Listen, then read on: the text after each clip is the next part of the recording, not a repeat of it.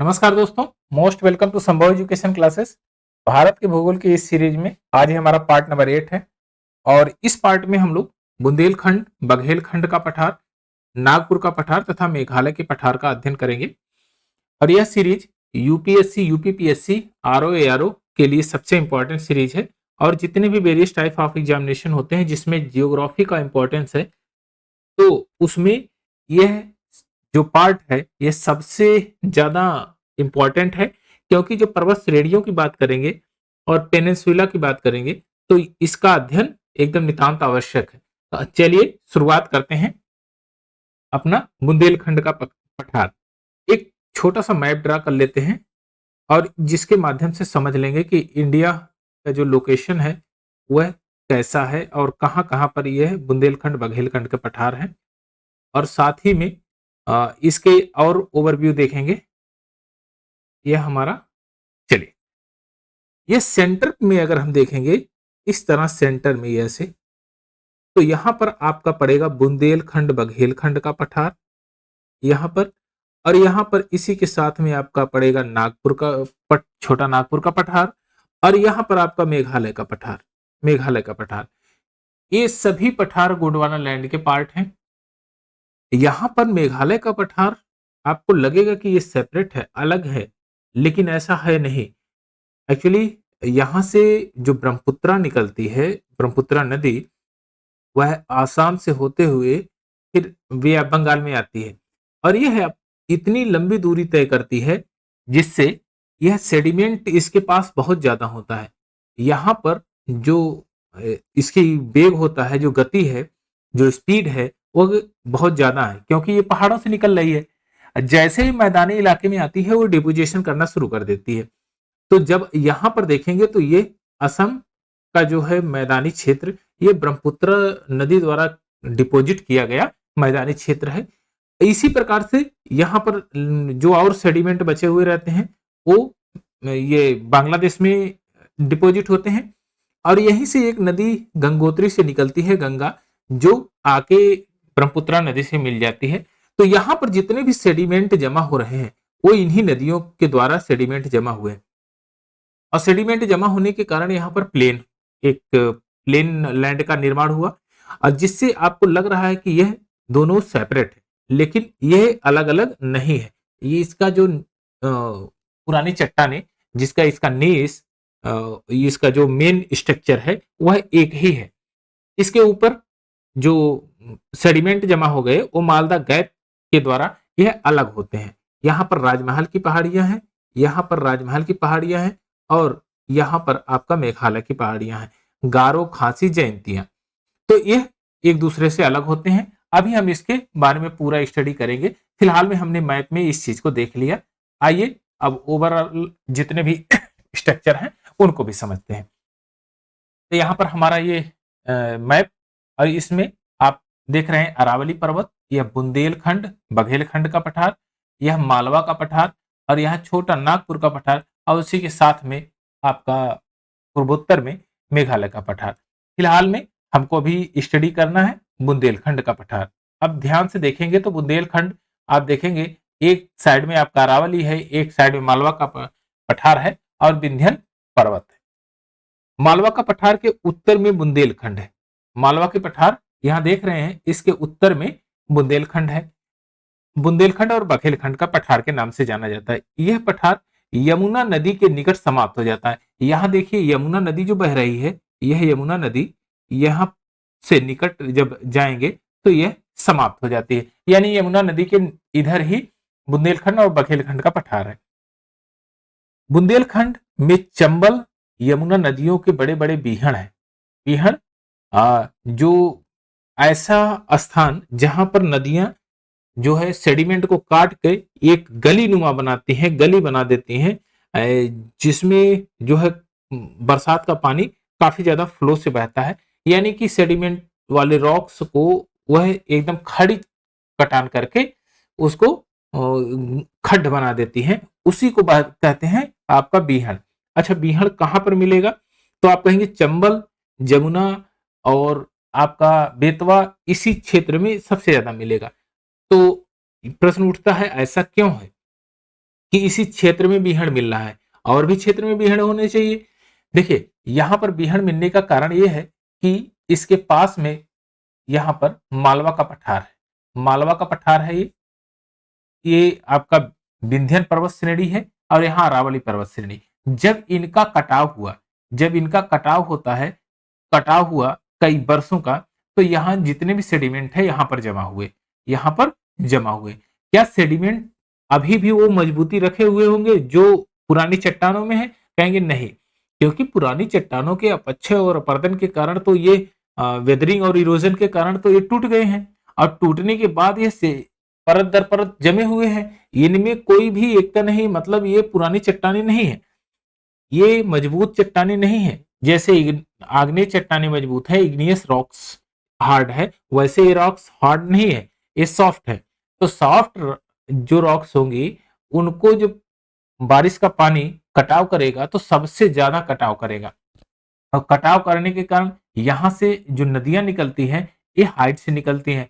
अब इनके अंदर वेग होता है और ये फ्लो से आगे की तरफ बहती हैं, जिसके कारण यहाँ पर बड़े बड़े खड्ड बनाती हैं, और यह बीहड़ का रूप में जाने जाते हैं। इसमें चंबल, बेतवा नदियां इसमें प्रमुख है, यमुना नदी भी बीहड़ बनाती है। तो यह क्या उपजाऊ होगी? कहेंगे यह उपजाऊ जमीनें नहीं है, यह असमतल और बैड लैंड ट्रोपोग्राफी है, और यह अनुपजाऊ है। तो यह उपजाऊ नहीं है, फर्टिलाइजेशन वाली जमीन नहीं है। चलिए, यह पठार ग्वालियर पठार विंध्याचल, जो विंध्याचल श्रेणी के मध्य फैला हुआ है। आप देखेंगे तो यह विंध्याचल श्रेणी है, और यहाँ पर ग्वालियर, ग्वालियर की श्रेणियां है यहाँ पर, इसी के मध्य यहाँ पर बुंदेलखंड है, और यहाँ पर आपका यह मालवा का पठार है।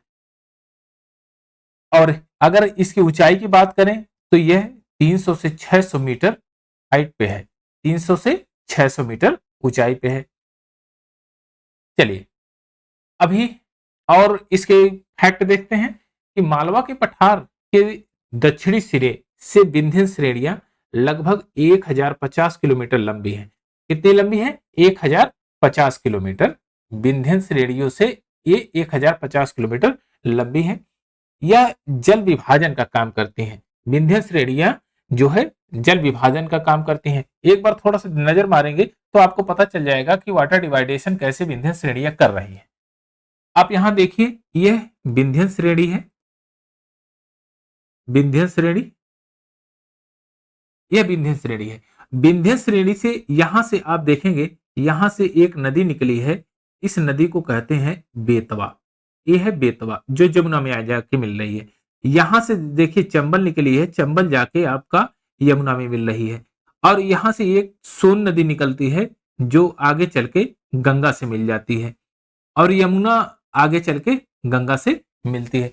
तो आप देख रहे हैं कि यहां से जो नदियां निकल रही है यह डिवाइड कर रही है किसको? वाटर डिवाइडेशन को डिवाइड कर रही है। यहाँ के जो यहाँ का जो विंध्याचल पर्वत है यह नदियों के जल का विभाजन कर रहा है। अब जो नदियां इसके उत्तर में है, यानी विंध्याचल के उत्तर में है, यह नदियां कहाँ गिरती है? अरब सागर में। यहाँ देखिए ये वाली जो नदी आ रही है, इस नदी को बोलते हैं नर्मदा नदी। मेघा पाटकर का नाम सुना होगा आपने, ये नर्मदा बचाओ अभियान इन्होंने चलाया था। और ये है आपकी नर्मदा नदी। नर्मदा नदी आके आपका कहाँ गिरती है? ये गिरती है आपकी अरब सागर में। और तापी नदी यहां से देखिए आप आती है, ये सतपुड़ा के किनारे से, सतपुड़ा के उत्तर से, और यह भी अरब सागर में गिरती है। और यहाँ विंध्याचल श्रेणी के थोड़ा सा और आगे की तरफ इधर जाएंगे, उत्तर आप जो है उत्तर पश्चिम में, तो आप देखेंगे यहां से एक नदी चल रही है, माही नदी, और ये अरावली पर्वत के पास से निकलती है आपकी ये जो है साबरमती नदी। साबरमती नदी, तो साबरमती नदी भी अरब सागर में गिरती है, माही नदी भी अरब सागर में गिरती है। अच्छा, अरावली पर्वत से आप एक नदी और देख रहे हैं, यह आती है लूनी नदी, जो कच्छ के रन में आके समा जाती है, लेकिन इसको मानते हैं कि अरब सागर में ये गिरती है। तो ये आपका water division, great water division of India, यही आपका है। जब आप इसको पढ़ेंगे great water division of India का, तब हम इसमें इसकी चर्चा करेंगे कि ऐसा क्यों है और कैसे कैसे इसके जो है और कंपोनेंट हैं, क्या इनके विशेषताएं और है।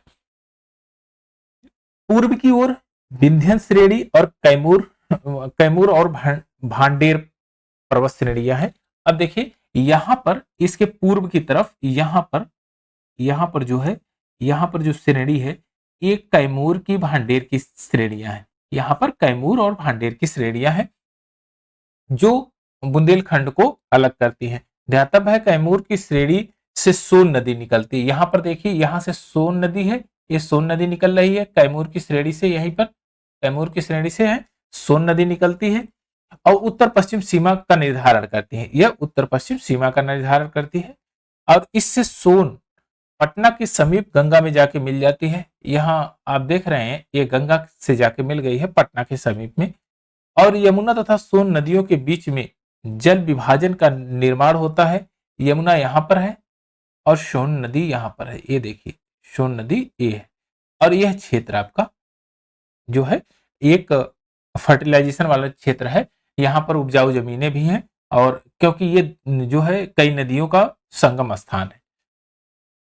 जल विभाजन का निर्माण होता है। इसी के पूर्व में बघेल खंड का पठार है, यह आपके पूर्व में इसके पूर्व में आप यहाँ देखेंगे ये बघेल खंड का पठार है।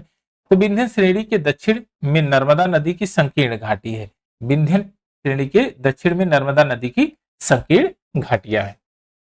ये विंध्याचल जो विंध्यन श्रेणियां हैं, यहाँ पर विंध्यन श्रेणियां इसका जो निर्माण है अधोभ्रंशित है, डाउन फॉल्टिंग वाला निर्माण, यानी कि एक हिस्सा उसका दब गया है और दूसरा हिस्सा उठ जाता है, वो जो डाउन फॉल्टिंग कहते हैं।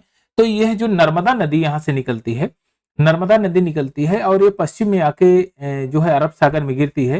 ये डाउन फॉल्टिंग वाले क्षेत्र से गुजरती है। यह क्षेत्र नीचे की तरफ दब गया है और विंध्याचल पर्वत ऊपर की तरफ उठ गया है, यानी कि अप फॉल्टिंग है और ये नीचे वाला जो जहां से नर्मदा बहती है वो डाउन फॉल्टिंग है।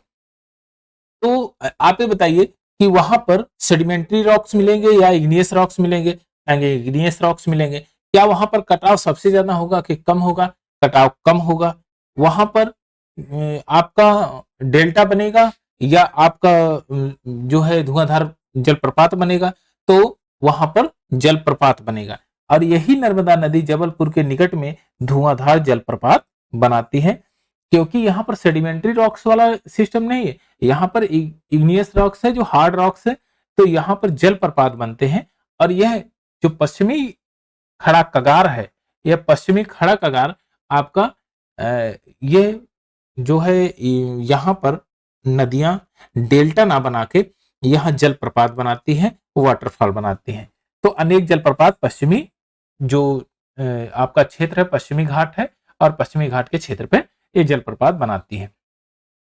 चलिए अब आता है आपका छोटा नागपुर का पठार। छोटा नागपुर का पठार एकदम इंपॉर्टेंट है, क्योंकि छोटा नागपुर में के पठार में खनिज संपदा एकदम हरी पड़ी हुई है।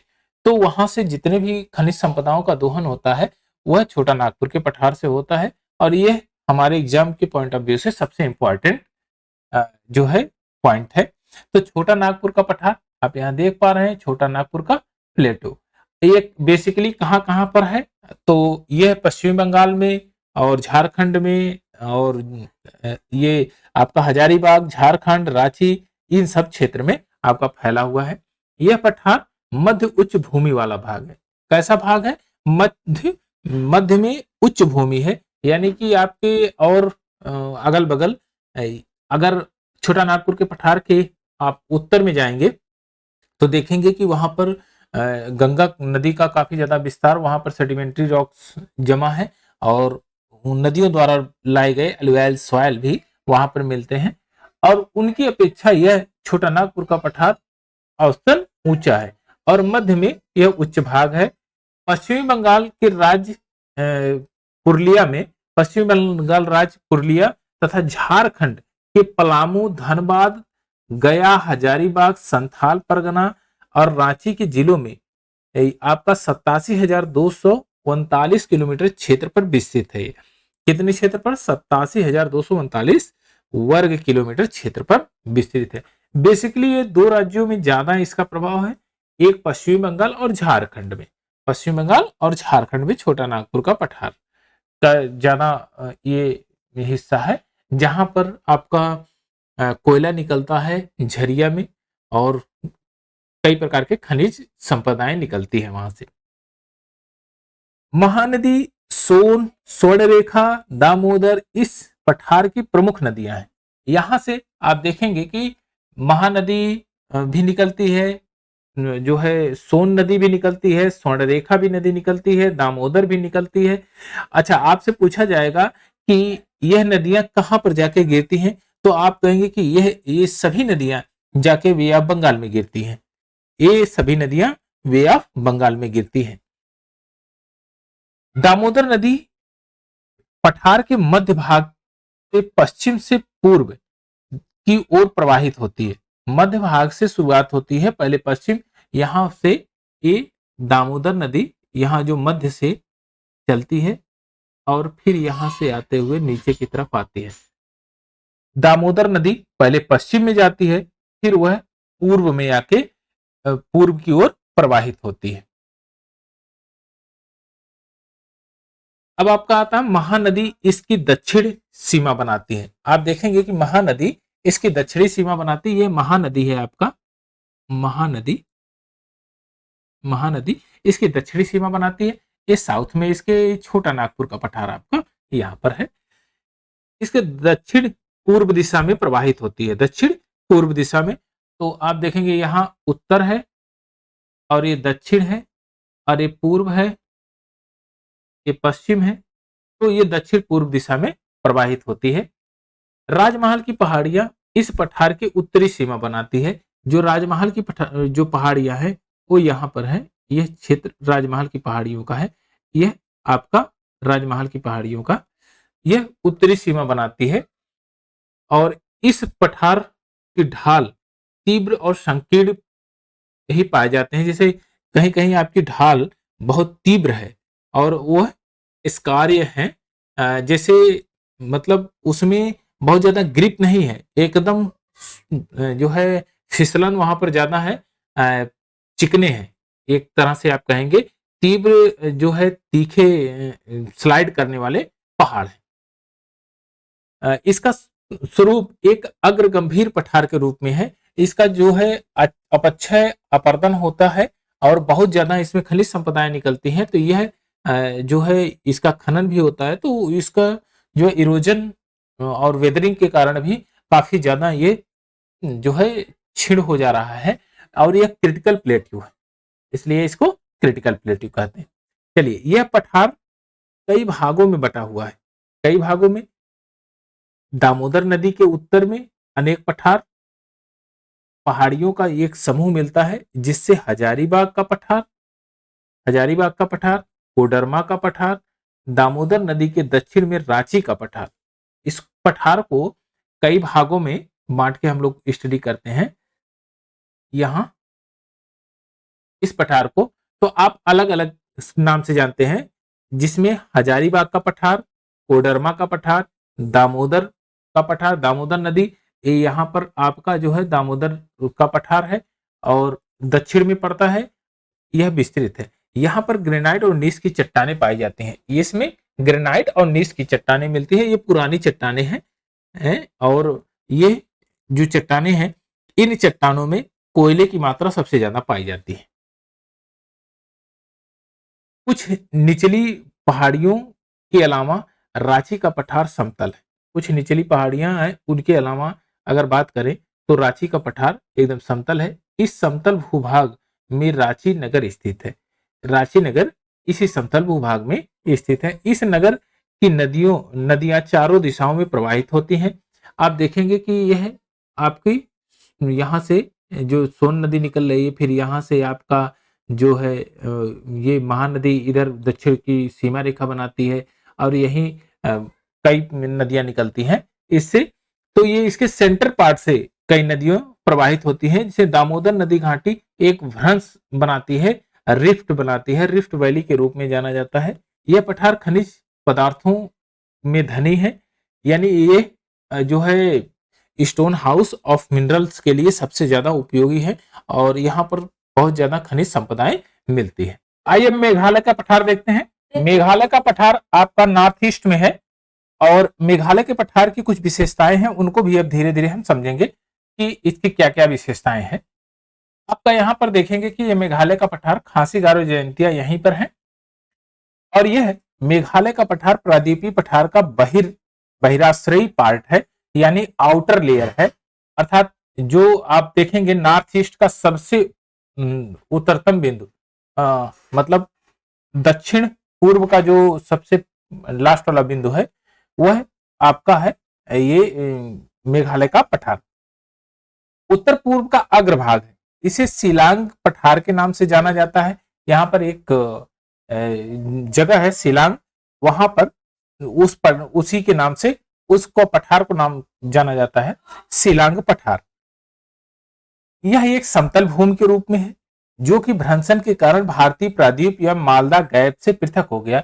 मालदा गैप से पृथक होके इधर आपका राजमहल की पहाड़ियां पड़ती है, और यहाँ पर खासी गारो जयंतिया, तो आपको लगे कि ये इससे अलग हो गया है, लेकिन यह प्रायद्वीपीय पठार का बहिर्गामी पार्ट है, यानी कि बहिराश्रयी पार्ट है, आउटर लेयर है। इसका क्षेत्रफल 35,291 किलोमीटर है। इसकी जो ऊंचाई है वह 610 से लेकर 1830 मीटर तक की ऊंचाई है। इसकी हाइट 610 से लेकर 1830 मीटर तक की है।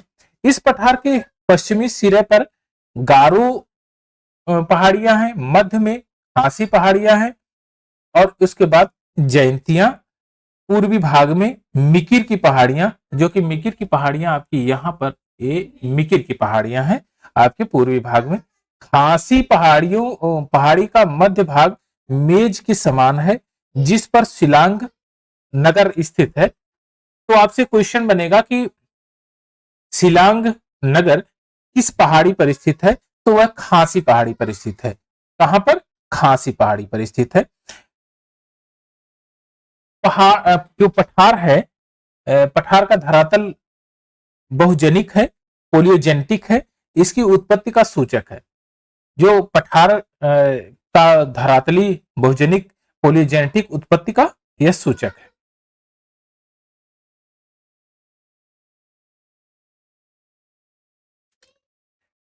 मेघालय के पठार पर कैम्ब्रियन युग की ग्रेनाइट एवं नीस ग्रेनुलाइट आदि शैलें पाई जाती हैं। यह कैम्ब्रियन काल की चट्टानें हैं।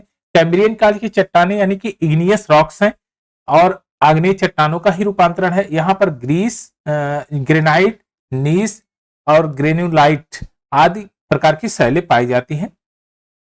इसके ऊपर टर्सरी शैलें बिछी हुई हैं।